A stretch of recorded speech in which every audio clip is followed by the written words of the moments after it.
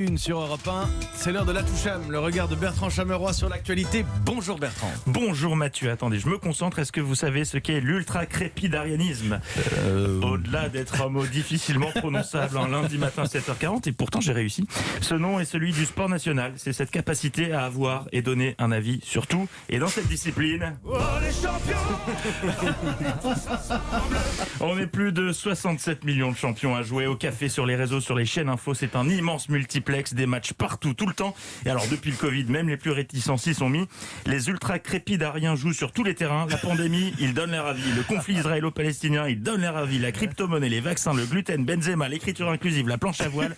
Ils ont un avis sur tout et le donnent, même quand on ne les sollicite pas.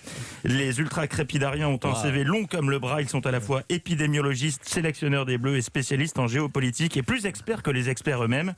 Alors vous allez me dire que tout le monde n'est pas toutologue. Oui, ça c'est le nom quand on veut prendre moins de risques niveau orthophonie.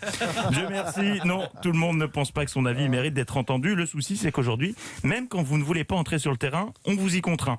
Hier, par exemple, le ministre des Affaires étrangères, Jean-Yves Le Drian, était l'invité de nos voisins d'RTL. Il a évoqué pêle-mêle Jean-Luc Mélenchon, Édouard Philippe, François Hollande, Donald Trump, Marine Le Pen, Matteo Salvini, mais également, attention...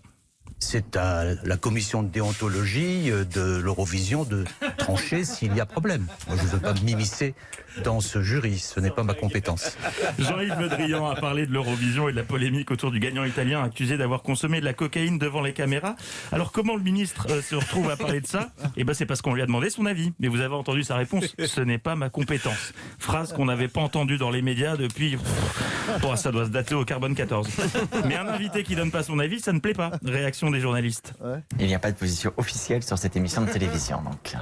Et vous ne souhaitez pas qu'il soit testé Écoutez, je pense qu'il y a des organismes qui sont spécialisés là-dedans. Je pense que l'Eurovision a la responsabilité de l'honneur de ce concours. Et s'il y a besoin de faire des tests, ils feront les tests. Voilà, et finalement, ils ont réussi à lui faire donner un avis sur le sujet. Alors moi, je propose quelque chose, et c'est pour ça que je vous parle d'ultra-crépidarianisme ce matin.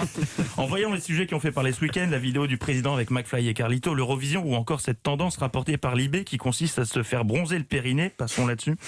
En voyant ces sujets... Ne gâchons pas une chronique entière. Bah oui, non, il y a encore des jours qui arrivent.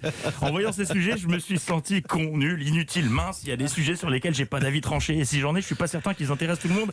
À quoi je vais servir au café et sur les réseaux ? S'en est suivi une crise existentielle dont je vous épargne les détails. D'où ma proposition, est-ce qu'on n'instaurerait pas une sorte de jour férié de l'ultra-crépidarianisme ? Un jour où on se sentirait pas obligé d'avoir et de donner son avis sur tout ?